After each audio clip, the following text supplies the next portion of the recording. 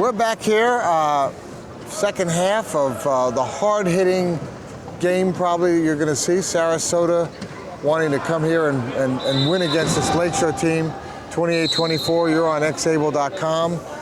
Rob Rowan, and I have with me one of the three refs that have been joining me, and we're talking again. We were just talking about the questions that Ed Hooper brought up, the coach for Sarasota, about what constitutes a charge and that sort of thing. And let's talk a little bit about that. Well, a charge is any time one player hits another in an unsafe manner. Previous several years ago, it was 3 hits or more, and then the hit without changing direction. And that's what a lot of the players and coaches still look for. I'm not sure exactly what play Ed was asking about, but he felt some of the Lakeshore players may have been getting real close to that charging level. Andy did a good job explaining to him what he's looking for in the charge, and that it is a perception of the referee. Andy didn't see it as an unsafe hit, so he didn't make the call. Yeah. Well, that was, I have a good guess. It was one of Joel Wilmoth's hits. Joel loves to hit. Joel is, so here we go.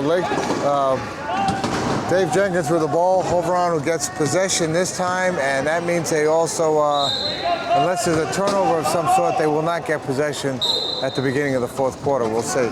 But that score for them makes it, did she get that in there? 26-29. Come on, let's get one. Let's see, make sure we're, oh no, I guess it's 4 points. 25-29. And Joel with an easy pass, and he scores. So, what does Sarasota have to do here to win this game? They need to get a couple of turnovers. They've got to kind of play error free for here for a quarter and try to get a couple of turnovers to get the score turned around. It doesn't have to be all at once. Okay, what do we have here? Did they call that a spinning? Oh, reaching in? Yeah, I like Donna's idea on this. I mean, basically, with 44 up on the chair, he's impeding the progress of number 9. So it looks like she's called the hold on 44 Gray, and he now is off there. But it took his player to dislodge him. So that's going to be considered a. That's probably a hold. That's probably going to be a hold. Should be a hold. So he would go into the penalty box. Yes. Good old country boy there. Well, no, actually, they're not. See, I think what they're going to call it now is the inadvertent whistle. I think when she blew the whistle, Kirkland was actually up on Joel. Oh, wow. Nick with some good hands to recover from that. Joel with a great timing on that hit and almost caused that turnover. Like you said, they cannot afford any, and they need to make some turnovers. Big part of the game. They're really, I think, also, we'll see this in the second half. These guys will be trying to make more plays on the ball. It's kind of a normal thing. Joel to Brian, and how many times we've seen Brian to Joel, Joel to Brian. Easy score. Interesting matchups that we end up seeing here. Lakeshore facing this, and they face Portland. And I think Portland is going to be an interesting battle. Someone asked me over when I went to go get some water who they like in D1. I said, well, Lakeshore will be there. It's going to see who they're going to play. And Portland and I think Texas are going to be the guys that will come out in D1. Yeah. To make it interesting for them. I mean, they played Denver actually, but you're right. But if they win their pool, their pool play will be against someone from that. That'll be a real interesting matchup. So. Well, Texas, they've beaten twice at Knock and Roll and Demolition Derby. And there's Joel for a score.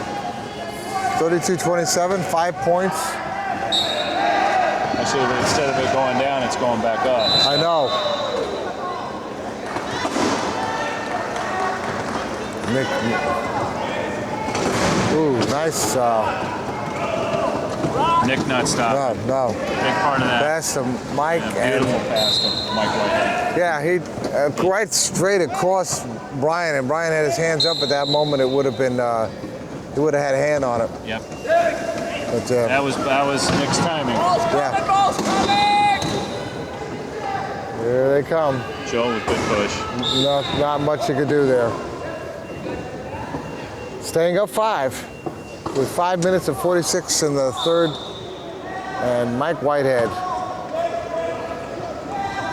They're not getting as much a chance to rest here, huh? Yeah. Yeah, that's how. But look at this. Look at that. Dilemma. Look at that. They've kept. It's one of the few times where Lakeshore actually helped them out, gave them a breather. It's funny too because you think about that. They have 3.5 points they caught, but Lakeshore only used 2.5 points to shut them down. So Yeah. sometimes it's a game of averages and who's got the advantage with the point count to leave somebody free. And Lakeshore really thinks about those. Kevin makes sure those guys think about that. Yeah, he's very It hands-on. looks like a turnover, but they got the ball back. Oh, look at this Mike pass. looking for Nick. Can he pull it in? With the speed. Oh, Brian. With the steal. Big steal. Yes, he reached out and got that right out of Nick's hands. Nick doesn't usually miss those, but being chased by Brian Looked like there was Kirkland. plenty of mustard, but not quite enough mustard on the pass. And Yeah. Kirkland a chance to get it. There's a turnover that cost a point. We're back on. All right, we have to reset the old Let me move clock here, and away from your foot. Watch out for my foot. Yeah. Yeah, a couple times this week and that clock's I know. It keeps happening. faltered. It's off again. yeah, Okay. Now the plug It's is just totally. been going off. I think the clock has a mind of its own. You know, it's Sometimes it does. yeah, They're trying to give Sarasota that extra couple minutes to break. yeah, that's This it. would definitely benefit Hover Around to get a blow here. Yeah, But it also, Lakeshore gets the same blow. I think They're not substituting, so no. So really, it's not been a factor. Okay. You haven't seen Willard. it's there The for 'em. table You haven't seen Willard Brooks out there yet, and you haven't seen any of these other guys. You know, some of them I've never seen play. I don't think. I think I've seen Don Vissant play, but kind of under this. you know, We have about 5:30. well,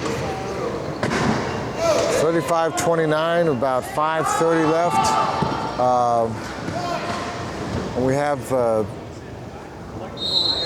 xable.com bringing you great, exciting quad rugby action, hard hitting from the Broadbent Arena in sunny Louisville. Sunny Louisville, which tomorrow has the largest fireworks display in hard the to country. believe. Isn't it? Well, it's that's going to be a blast. Thunder over Louisville. Yeah, it's Thunder. quite a. If you haven't seen it, it's quite something. And I think it's his preparation for the Kentucky Derby. Oh, look at that, Nick with some heads on thing. Nice. Nick tried Joel got us. And that ball is, Hand on that one. all right, well, where's the clock now on this? Goes, resets the clock. Nick just tried to thread that needle just a Yeah, little too thin. yeah, heads up play by Lakeshore. Get it out. Yeah, I think it was off Joel too. But they're giving it to Off the Lakeshore. White player, but the refs have given the ball to White. Yeah. That's Hard enough. Ed Hooper says it's hard enough, and it's right. That was the call that. Now, here's the question: is there such a thing as a makeup call in quad rugby? No, unfortunately, there's just too much going on. It's not like able-bodied basketball or anything like that. We have no real agenda. There's only 2 of us, and we're in other court sports. There's 3, so we're having to watch all 8 of these guys and run up and down that floor as best we can and cover every piece of area and try to see all the area. And it can be very difficult. So you're not normally thinking like that. You're just wanting to be in the right place at the right time to make the right call. So if you make a call and you know it's wrong, you know You can correct it. You correct it right out there. No. They called a little while ago when Donna blew her whistle for the hold. After taking a look at it, she realized she made It's an inadvertent- the wrong call, so she whistle. corrected it right there. She did the right thing.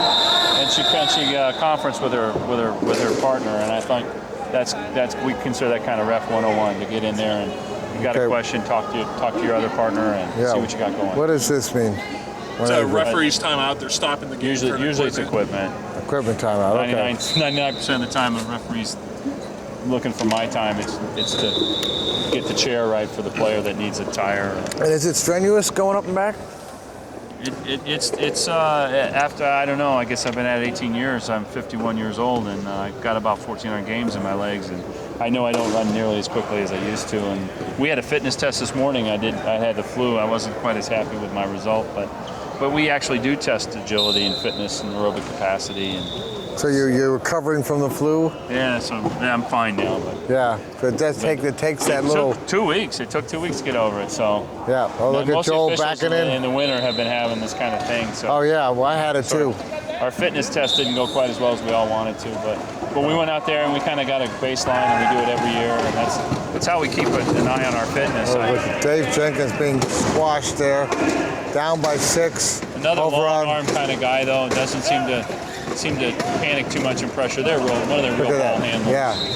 He found Mike behind him, and there goes Mike. And he needs Oh, to, nice hit. Mike trying to take Joel on. Joel doing an excellent job. Oh, what a pass With to incredible Nick. pass. Incredible Yeah, pass it from was Mike. pinpoint Nick pass. Springer. Pinpoint pass. Actually, Joel had shut Mike down and realized if I've got Joel, then I need to get the ball to Nick. Wow. And DJ can't hold Brian. He doesn't have enough strength to hold Brian. No. But DJ is a loss factor in here. An inbounder, ball handler, a quick guy, kind of long too, and a gritty player. Well, I And have to give. a great precision blocker Look at Nick go though. I have to say one thing. before the drop. Oh, he That didn't makes do. the drop. You got to do that. He usually has such a good inner clock, Yep. and that's a turnover. He was so concentrating on getting through the teeth of the Lakeshore that he just couldn't. And There's a tire down. yeah, Sounds like we have some air leaking out. yep. But Probably they're gonna not. have it. We'll have it. Yep. Jump Oh. ball, and it looks like DJ did get his hands in there on that. Oh wow! Look at that. There's the turnover back. And now we have an equipment, it appears, for Lakeshore. Looks like it's Joel. Now, how come I'm not surprised? In the middle of everything. Yes. Game. And know but what, we that can would be- see now 6 point where they're Yeah. opening up just a little more. Yeah. Well, 3 minutes and 32 seconds in the third. 6 points is not insurmountable, but against Lakeshore, it's not exactly what I call. It's not. It won't be an easy task. Easy. It'll be interesting to see if they can, at the least, they can keep the starting 4 in there of Lakeshore. That would be a nice thing. And if they can make it close and make it and come down to the end. Lakeshore is not invincible. They can be. They can make mistakes. That was a good pass.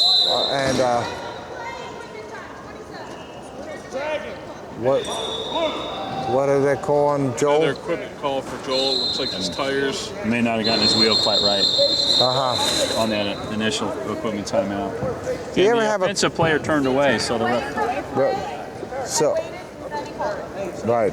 That's exactly what I think. But most, part of what we do here is, most people watching this are quad rugby aficionados. But we're always going to be having new people come, or their family members are playing, or they heard about it, or some reason they find out about it, and so we always got a little bit of teaching that we're doing here, and so we got 20 seconds, and without DJ they were hurting at at the knock and roll. Yeah, we're not the same team at all. Oh, that was a penalty thing if they called a illegal use of hands on Brian. Yeah, but very common at the goal mouth. Yeah, At the goal line. you have nothing to lose. Oh, look at that. Mike hit the ball out, but right to Joel. And there he goes. He's gone. Yeah, they might as well take a break and just coast down there.